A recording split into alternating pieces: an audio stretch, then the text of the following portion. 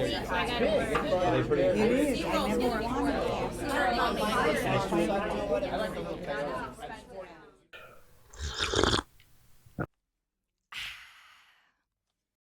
Let me ask you something.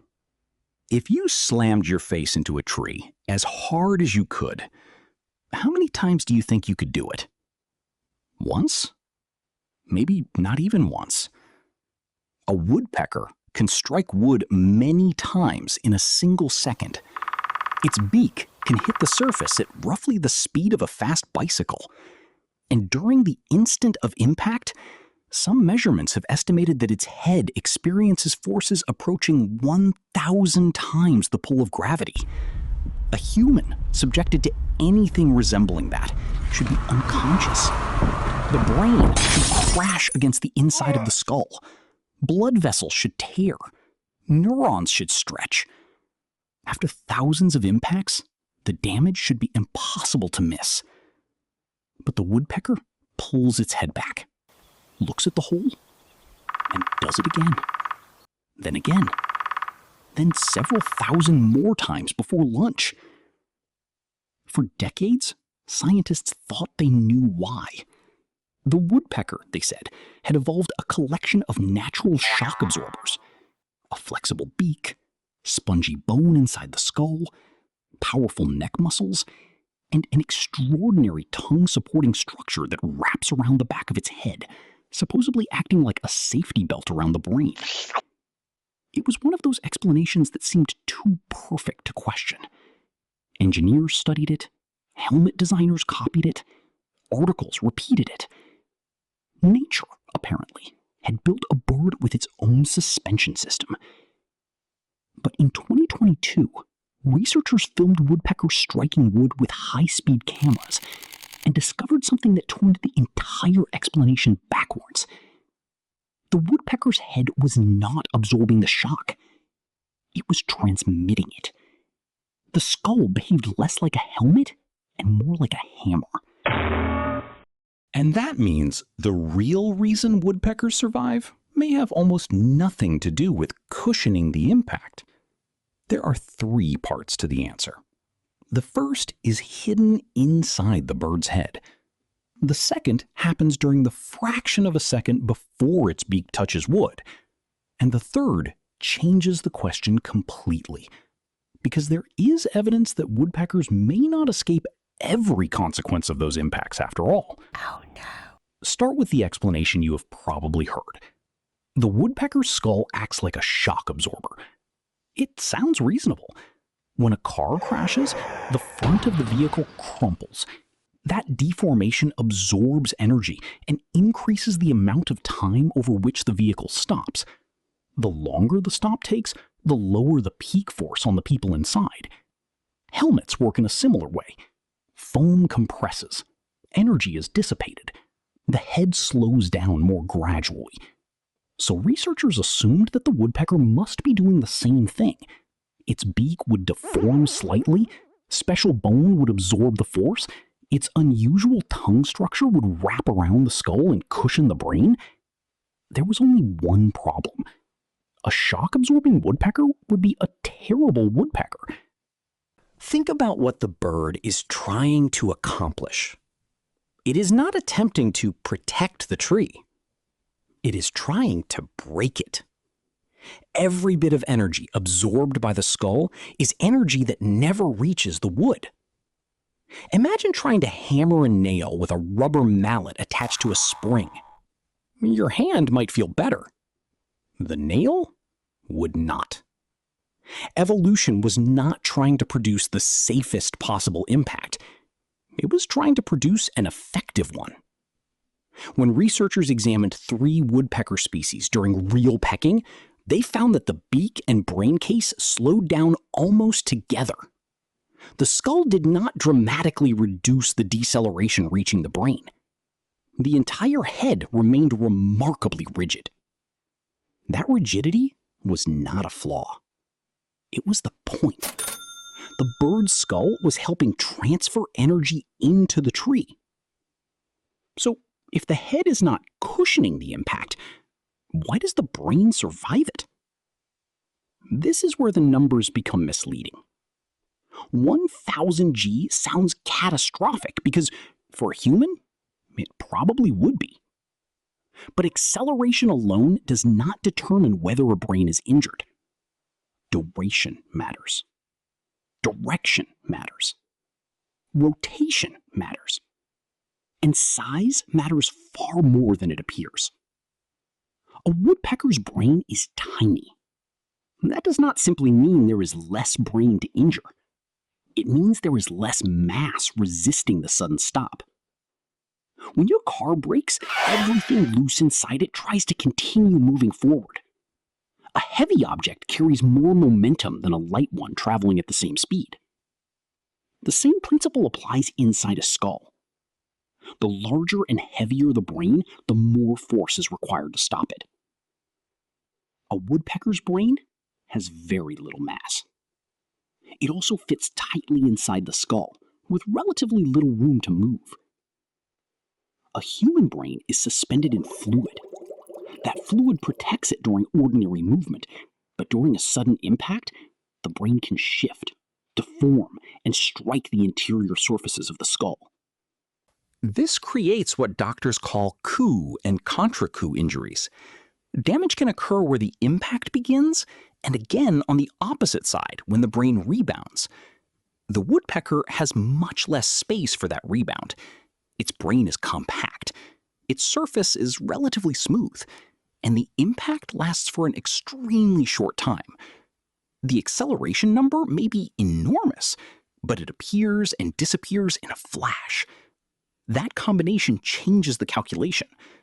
1,000 G applied to a tiny brain for a fraction of a millisecond is not the same event as a human head hitting the ground and rotating violently.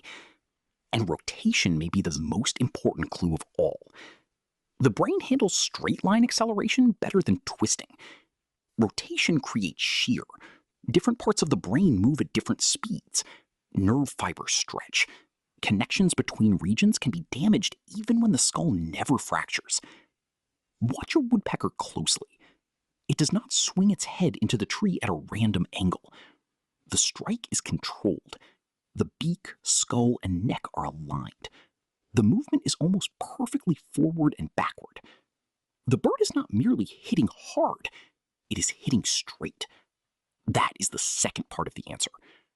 A woodpecker avoids the kind of sideways and rotational motion that makes many human impacts so dangerous. Its neck muscles tense before contact. Its body is anchored to the trunk by strong feet and stiff tail feathers. Its head travels along a carefully controlled path. Even the upper and lower sections of the beak may help distribute force differently through the skull. The bird does not survive because the impact is gentle. It survives because the impact is precise. Now consider the strange structure wrapped around its skull. A woodpecker's tongue can extend far beyond the end of its beak. To make that possible, the bones and tissues supporting the tongue travel backward, loop around the skull, and in some species extend toward the forehead or nostril. For years, illustrations showed this structure wrapped around the brain like a protective harness. It became one of the most repeated facts about woodpeckers. The tongue, people said, acts like a seatbelt. But that description goes beyond what the evidence can prove. Computer models suggest the structure may stiffen parts of the head and reduce certain vibrations after impact. It may contribute to the system, but it does not appear to be a soft strap holding the brain still. And its main purpose is much less dramatic. It operates the tongue. The same tongue the bird uses to reach deep into tunnels and pull insects from inside the wood. The famous brain protection device may primarily be a feeding tool that provides some mechanical benefits along the way. So the real protection is not one miraculous body part. It is a collection of limits.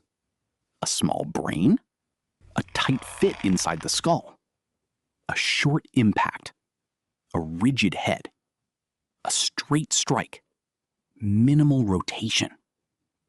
A bird that controls the direction and intensity of nearly every blow. But there is one problem left.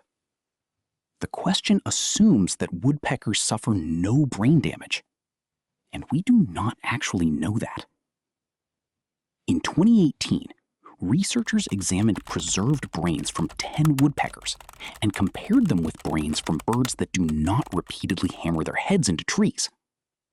8 of the 10 woodpecker brains contained unusual deposits, visible with a specialized stain. In the smaller number of specimens suitable for additional testing, researchers also found accumulations involving tau. Tau is a protein that normally helps support structures inside nerve cells.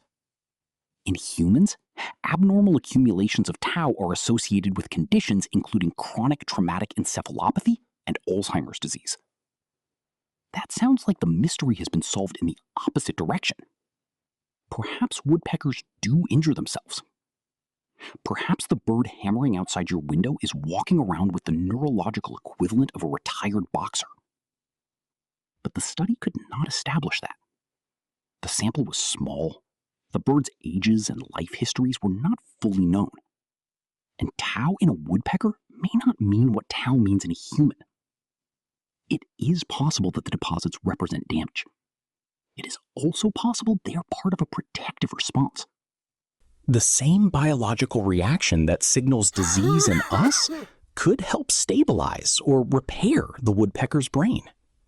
We do not yet know. And that uncertainty reveals what is most interesting about this animal. The woodpecker is not indestructible. It does not violate physics. It has not found a magical material that erases force. It is surviving inside a narrow mechanical window. Its head strikes hard enough to fracture wood, but not in the chaotic way that usually injures a brain. Its skull does not save it by becoming softer. It may save it by remaining stiff. Its brain does not avoid acceleration. It survives because the brain is small, tightly contained, briefly accelerated, and rarely twisted. The woodpecker is not a bird wearing a helmet. The woodpecker is the hammer. And the distinction matters, because for years, humans looked at this animal and asked how we could copy its shock absorbers. We designed materials around structures that may never have functioned as shock absorbers in the first place. The better lesson may not be how to cushion a dangerous impact. It may be how to prevent the most damaging motion from occurring at all. Reduce rotation, control direction, limit duration, keep the moving parts from shifting independently. The woodpecker does not make a violent collision harmless. It has evolved to make that collision extraordinarily controlled. So why don't woodpeckers get concussions? The honest answer is that we cannot be certain they never do. What we know is that they are not protected by one secret spring, one unusual bone, or one tongue wrapped around the skull.